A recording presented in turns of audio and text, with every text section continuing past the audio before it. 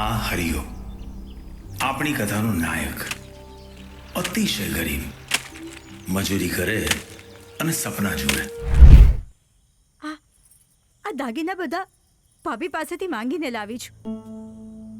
જો ખેંચતાણમાં કંઈ થઈ જાય ને તો એના કરતાં મેં કાઢી નાખ્યા. હું ભિખારી છું ને તું પણ ગરીબી ભોગવે. બોલ, લાગણીના કેટલા સિક્કા પડાવું?